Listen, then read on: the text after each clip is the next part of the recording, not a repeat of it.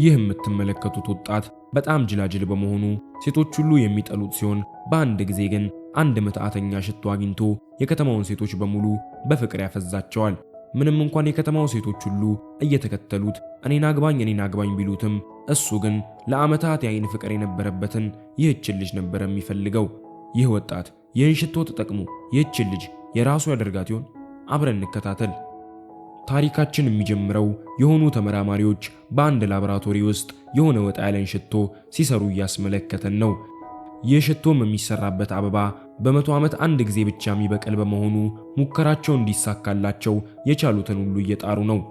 አሁን ላይም ሽቶውን ሰርተው የጨረሱ ሲሆን አንድ የቀራቸው ነገር ቢኖር ግን ለሰሩት ዓላማ ይውላል ወይስ አይውልም የሚለውን ቼክ ማድረግ ብቻ ነው። ትዕይንታችንም አስቀጥሎ ሞኛ የሆነውን ቻንግ የተባለን አንድ ወጣት ያስመለክተናል። ቻንግ ከእንቅልፉ አርፍዶ የሚነሳ ሲሆን ስራ የሚሄድበት ባስ እንዳያመልጠውም በችኮላ ነበር የሚሄደው። ሁልጊዜም እያረፈደ ስለሚያስጠብቃቸው የባሱ ሹፌርም ይሁን ትኬት የምትቆርጥለት አሮጊት በጣም ነበር የሚጠሉት። በሚቀጥለው ፌርማታ ላይም አንዲት በጣም መልካም ሱኒ የተባለች ወጣት ወደ ባሱ ትገባለች። ቻንግም ከሱኒ የአይን ፍቅር ያለበት ሲሆን ይህንን ባስም ለዓመታት ሲጠቀም የቆየው እሷኑ ለማየት ሲል ነበር። በስራ ቦታውም አለቃው 3 ሰራተኞቹን ከስራ ለምን 5 ደቂቃ አረፈዳችሁ ብሎ እየተቆጣ ያለ ቻንግ 1 ሰዓት ተኩል አርፍዶ ወደ ውስጥ ይገባል። አለቃውን በመገረም እኔ ላንተ ቃላት የለኝም በማለት ከዚህ በኋላ ግን የሥራ ሰዓት የማያከብር ከሆነ እንደሚባረር ይነግረዋል። አስቀጥሎም አለባበሱ ላይ አስተያየት ከሰጠው በኋላ እንዲያስተካክለው ይገልጽለታል። ቻንግም ትዕዛዙን በእሺታ ተቀብሎ ከሥራ ባልደረባው ያማቶ ጋር ይገናኛሉ። ያማቶም ቻንግ ባሱ ሲመለከታት ለነበረችው ሱኒ የአይን ፍቅር እንዳለበት ስለሚያውቅ ሌላ ሰው ሳይቀድመው ሁል ጊዜ እንዲነግራት ይመከረው ነበር። ያማቶም ማስቀጥሎ ሴት ልጅን ማናገር ውሃ እንደማፍሰስ ቀላል ነው ካለው በኋላ እንደውም ተመልከት በማለት አንዲት የድርጅቱን ጽዳት ሰራተኛ ሊያናገራት ይሄዳል። ያማቶም የ38 ዓመቷ ጎልማሳ ጋር እንደደረሰ ሙዬ ተማሪ ነኝ ሰራተኛ ቢላት በጥፊ ላሳርጋው ውርደቱን ታከናንበዋለች። ታሪካችንም ወደ ሱኒ ሲመለስ በአንድ ድርጅት ውስጥ አካውንታንት ሆና የምትሰራ ሲሆን ብዙ ጊዜዋን የምታሳልፈውም ከስራ ባልደረባዋ ታሚ ጋር ነበር። ታሚ ወንዶችን በጣም የምትወድ ሲሆን መች ነው ፍቅረኛ የሚይዘው እያለችም ሁል ጊዜ እንዳማረረች ነው። በተገላቢጦሹ ሱኒ ደግሞ ዳግመኛ ፍቅር እንዲይዛት የማትፈልግና በፍቅር የማታምን ሲሆን ይህ ባህሪዋም የመጣው ከዛሬ 5 ዓመት በፊት በሰርጓ ቀን እጮኛዋ ስለከዳት እንደሆነ ታሪካችን ያስመለክተናል። ከ5 ዓመት በፊት የተፈጠረውን የምታውቀው ታሚም እሱን ጊዜ ረስታው ልቧን ለፍቅር መልሳ እንድትከፍት ብትመክራትም ሱኒ ግን አሁንም ድረስ ለወንዶች ያላት አመለካከት ስላልተቀየረ ለምክርሽ አመሰግናለሁ ብላት ወደ ስራዋ ትገባለች። በኋላ ላይም ወደ አንድ ቡና ቤት ገብተው ቡና ሊያዙ ሲሉ የድሮ ፍቅረኛዋን ኪምን በውስጥ ሲሰራ ትመለከተዋለች። ሱኒም ቡና አስተናጋጅ ሆኖ በመመልከቷ መገረም ትጀምራለች።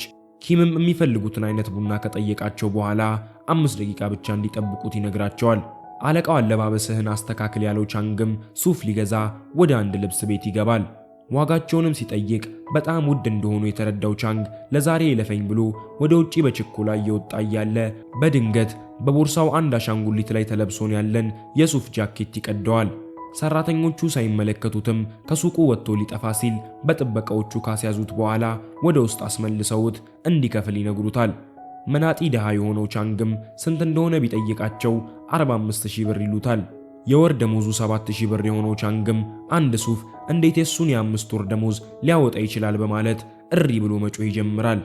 ከፍሎ ከመሄድ ውጪ አማራጭ ያጣው ቻንግም ለዓመታት ሲያጠራቅም ከቆየው ገንዘብ መጀረጥ አርግቶ ሰጥቷቸው በብስጭት ቀኗን እየረገመ በስራ ቦታው ሄዶ ይተኛል። የሥራ ባልደረባው ያማቶም ገዝቶት የመጣውን አዲስ ሱፍ ሲመለከት መልበስ ካልቀረ ይህንን ነው እያለ አንስቶ ቢለብሰው ይበልጥ ቀዳዶ ያስቀምጠዋል። ይህንን የተመለከተው ቻንግም እንደ ሕፃን ልጅ ማልቀስ ይጀምራል።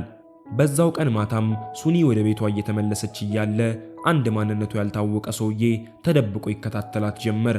አስቀጥሎም ይሄው ሰውዬ በተለያዩ ቦታዎች ላይ ሱኒን ፎቶዎችን ማንሳት ይጀምራል። ቪዲዮውን እዚህ ድረስ ከተመለከታችሁት ተመችቷችኋል ማለት ነው። ቪዲዮውን ላይክ ቻናሉን ደግሞ ሰብስክራይብ ማድረግ አይረሳ እንላለን። ወደ ታሪካችን ሱኒም በቤቷ ደርሳ ወደ ውስጥ እንደገባች እህቷና እናቷ ቤቱ ውስጥ እየጨፈሩ ትመለከታቸዋለች። እሷም ዛሬ ምን ተገኝቶ ነው ብትላቸው የእህቷ ፍቅረኛ ለጋብቻ እንደጠየቃት እናቷ ትነግራታለች። አስቀጥላም እሷ ታላቋ እያለች ታናሿ ቀድማት ልታገባ እንደሆነ ብትነግራት ሱኒ በመበሳጨት ትታቸው ወደ ክፍሏ ትገባለች። በቀጣዩ ቀንም ቻንግ በአንድ ፓርክ ውስጥ እየተዝናና እያለ ከአንድ ልጁን ሊያዝናና ከመጣ ሰውዬ ጋር በመተዋወቅ ቀኑን አብረው የባጤ ቆጡን እያወሩ ማሳለፍ ይጀምራሉ። ምሽት ላይም ቻንግ ወደ ቤቱ እየተመለሰ እያለ አንድ ከዛሬ በፊት አይቶት የማያውቀው ሰውዬ ከየት መጣ ሳይባል ፊት ለፊቱ ጉብ ይላል።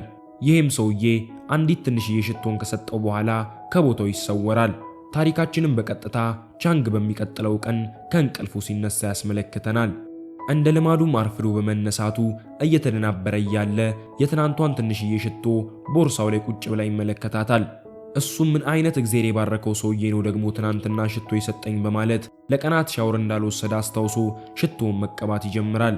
ከቤቱም ወጥቶ ባስ ወደሚጠብቅበት ቦታ እየሄደ ሳለ በድንገት ከጀርባው መዓት ሴቶች እየተከተሉት መሮጥ ይጀምራሉ። ቻንግም በነገሩ ደንግጦ በፍጥነት ወደ ባሱ ይገባል። በባሱ ውስጥም እስከዛሬ በጭቅጭቅ የምትቀበለው ትኬት ቆራጭ በመዓዛው ተማርካ ጉንጩን መሳም ትጀምራለች። ቻንግም እየተፈጠረ ባለው ነገር ግራ እየተጋባ እያለ ሱኒ ወደ ባሱ ውስጥ ትገባለች። ሱኒም እግሯ ገና ባሱ ውስጥ እንደረገጠ በቻንግ መዓዛ በመሳቧ በፍቅር መፍዘዝ ትጀምራለች። ሱኒም ምን አባቴ የሆንኩ ነው ብላ ስሜቷን እንደምንም ተቆጣጥራው ሄዳ ወደ ወንበሯ ላይ ትቀመጣለች። በመስሪያ ቤትም እንደደረሰ ቻንግ አንድ ሽቶን ተቀብቶ በመንገዱ ላይ ስላጋጠመው አስገራሚ ነገር ለያማቶ ይነግረዋል። ያማቶም እስኪ ብሎ ቢያሸተውም ምንም ሊሸተው ባለመቻሉ ና እባክህ በደንብ ተጠግታ ሽት እንጂ ብሎት ወደ ራሱ እንደጎተተው አለቃው ወደ እነሱ ይመጣል። እነሱም እንደዚህ እየተላፉ ስላያቸው ደንግጠው እየተረበተበቱ ወደ ስራቸው ይመለሳሉ። በተመሳሳይ ሁኔታም ሱኒ ባሱ ስለ ቻንግ የተሰማትን ስሜት ለስራ ባልደረባዋ ታሚ ትነግራታለች። ታሚም ይህንን ከሰማች በኋላ በስተመጨረሻ ለወንድ ልጅ የፍቅር ስሜት እየተሰማት በመሆኑ በጣም ትደሰታለች። ታሪካችንም አስቀጥሎ በድብቅ ሲከታተላት ወደ ነበረው ሰውዬ ወስዶን ከአንድ ጓደኛው ጋር ልፋታችን ተሳክቷል እያሉ ሲያወሩ ያስመለክተናል። ከዚህም በኋላ ቻንግ ሱፉን ገዝቶበት ወደ ነበረው ቤት ሄዶ ገንዘቡን እንዲመልሱለት ቢጠይቅም እምቢ በማለታቸው ሽቶውን አውጥቶ ከተቀባ በኋላ ባለቤቷን ሊማረካት ይሞክራል። እቅዱ ሰርቶለት ባለቤቷን ያማለላት ቢሆንም በሱቁ ውስጥ ግን የነበሩት ሁሉም ሴቶች ተማርከው ስለነበረ እንደ ጉንዳን መንጋ ተሰልፈው ወደሱ ይመጣሉ። የሴቶቹን ብዛት የተመለከተው ቻንግም ይህ ሁላ ሴት ብቻዬን አልችልም እያለ ሊያመልጣቸው ቢሞክርም ሴቶቹ ግን አልተውም ብለውት አብሮ በሱቁ ውስጥ መሯሯጥ ይጀምራሉ። በድንገትም በዛው ሱቅ በር ላይ ቆማ የነበረችው ሱኒ ሴቶቹ እያባረሩት እንደሆነ ስትመለከት ጎትታው በአንድ ቦታ ይደበቃሉ። ቆመውም ባሉበት እሷን በፍቅሩ ፈዛ ከንፈሩን ትስመዋለች። ወዲያውም ወደ ራሷ በመመለስ ባደረገችው ነገር በመሸማቀቅ ትታው ከቦታው ትሄዳለች። ቻንግ ግን ከንፈሩን እየመጠጠ አየቺ ሽቶ ስንቱን አሳየችኝ በማለት መሳቅ ይጀምራል። በስራ ቦታም ሳያቋርጥ ስለሷ ማሰብ ይጀምራል። እንዲሁም የደስ ብሎ ያማቶንና አለቃውን ምሳ ይጋብዛቸዋል። በውስጥም እንዳሉ ሱኒና ጓደኛዋ ታሚም በዛው ሬስቶራንት ውስጥ ምሳ ሊበሉ ይመጣሉ። የቻንግ ጓደኛ ያማቶና የሱኒ ጓደኛ ታሚም ከድሮ ጀምሮ የቆየ የአይን ፍቅር በመካከላቸው ሲኖር ዛሬ ግን ሁለቱም ደፍረው ተነስተው ማውራት ይጀምራሉ። በዚህም ምክንያት ሱኒ ብቻዋን በመቅረቷ ስትጠጣ ከቆየች በኋላ ወደ ቤቷ ብቻዋን መመለስ ትጀምራለች። በዚህ ጊዜ የማታውቀው አንድ ነገር ቢኖር ግን ቻንግ እየተከተላት እንደነበር ነው። ቻንግም ምሽቱን አብሯት ማሳለፍ ስለፈለገ ሽቶውን አውጥቶ ሊቀባው ሲል በዚህ መልኩ ግን አብሯት ቢያድር መቼም ራሱን ይቅር እንደማይል በማሰብ ከሆነ ይሆናል ካልሆነ ደግሞ ይቀራል ብሎ በማሰብ ሳይቀባው ወደሷ ሄዶ ከአጠገቧ ይቀመጣል። ወዲያውም ከመቀመጡ ሱኒ አይኑን ካየች በኋላ በስካር ስሜት አትዋሽ አብራኝ መተኛት ፈልጋል ብላ ትጠይቋለች። በሚቀጥለው ቀንም ታሪካችን ሁለቱ አብረው እንዳደሩ ያስመለክተናል። ሱኒም ቀድማ ከእንቅልፏ በመነሳቷ ባደረገችው ነገር በማፈር ቀስ ብላ ከክፍሉ ወጥታ ትሄዳለች። ቻንግም እንደለመደው አርፍዶ ከእንቅልፉ ተነስቶ ከሱኒ ጋር አብሯት በማደሩ መፈንጠዝ ይጀምራል። ሁለቱም ግን በተመሳሳይ ሁኔታ በጣም ህፍረት ውስጥ ገብተው ስለነበረ መተያየት ስላልፈለጉ ወደ ስራ የሚሄዱበትን ባስ ይቀይራሉ።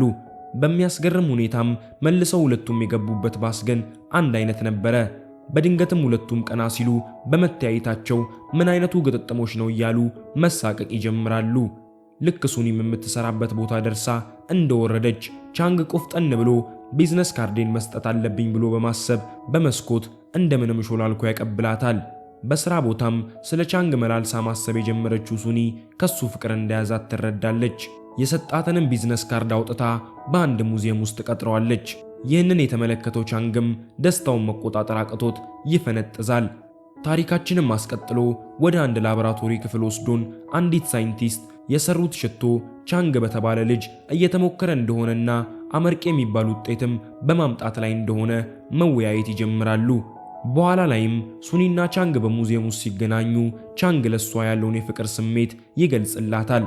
ሱኒም አሁን ላይ የሚሰማትን አይነት ስሜት ከተሰማት በጣም እንደቆየች ነግራው እሷም ለሱ የፍቅር ስሜት እንዳላት ትገልጽለታለች። ሁለቱ ከዛን ጊዜም ጀምሮ ፍቅረኛ ማቾች ይሆናሉ። ጓደኞቻቸው ታሚና ያማቶም የፍቅር ግንኙነት በመጀመራቸው ለአራት አብረው የሆኑ ጥሩ ጊዜን ማሳለፍ ይጀምራሉ።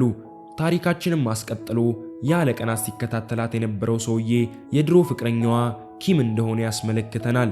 ኪም ምንም እንኳን እሷን ሊሰልላት ቡና አስተናጋጅ የሆነ ቢሆንም እውነታው ግን ያንን ሽቶ ከሰሩት ሳይንቲስቶች መካከል አንዱ ነበር። በዚህ ጊዜ በሱኒና ቻንግ መካከል ያለ ሽቶ የፍቅር ስሜት መፈጠሩንም ሲመለከት ለሱኒ አሁንም ድረስ ስሜት የነበረው ኪም መበሳጨት ይጀምራል። በቀጣዩ ቀንም ቻንግ በአንድ የራይድ መኪና ውስጥ ሲገባ ሹፌሩ ኪም ሆኖ እንመለከተዋለን። እሱም ስሙን በውሸት ጄምስ እንደሚባል ከነገረው በኋላ በሱኒና በሱ መካከል ያለው ግንኙነት በሽቶ ምክንያት የመጣ እንደሆነና ሽቶው እንዳለቀ የሚጠፋ ነገር እንደሆነ ይገልጽለታል። በማንነቱ ግራ የተጋባው ቻንግም ይህን እንዴት አወክ ብሎ ቢጠይቀው የሽቶ ፈጣሪ እንደሆነ ይነግረዋል። ቻንግም ይህንን ሲሰማ ሽቶ ሲያልቅብኝ ሱኒ ትታኝ ትሄዳለች በማለት በጣም መጨናነቅ ይጀምራል። አስቀጥሎም ከሄደች ትሂድ በማለትም እስከ መጨረሻው ድረስ ሽቶውን ላይጠቀመው ይወስናል። ቀኑም የሱኒ የልደት ቀን በመሆኑ ከከተማ ወጣ ብለው ምሽቱን አብረው ማሳለፍ ይጀምራሉ። በኋላ ላይም ቻንግ ለልደቷ አንድ ሀብል ስጦታን ይሰጣታል። እሷም እንደዚህ የሚያምር ስጦታ ከዚህ በፊት ተሰጥቶኝ አያውቅም እያለች በጣም መደሰቷን ትነግረዋለች። ወደ ቤት ከመመለሳቸው በፊትም ቻንግ ስለሆነ ሽቶ ያናገራት ሰው ካለ ይጠይቃታል። እሷም ማንም እንዳላናገራት መልሳለት ወደ ቤታቸው ሊመለሱ ይለያያሉ። ቻንግም በመንገዱ ከድሮ ፍቅረኛዋ ጋር ይገናኛል። ምንም እንኳን ቻንግ የድሮ ፍቅረኛዋ እንደሆነ ባያውቅም ሰውየው ግን አሁንም ድረስ ሱኒን የራሱ ማድረግ ይፈልጋል።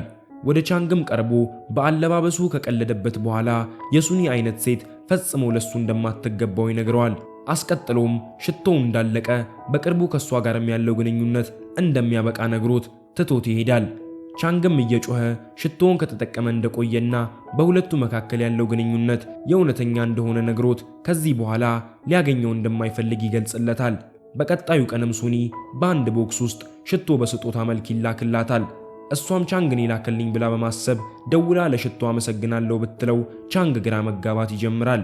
ወዲያውም የድሮ ፍቅረኛዋ ወደ እሷ መጥቶ ሰላም ካላት በኋላ ስለ ሽቶ ይነግራታል።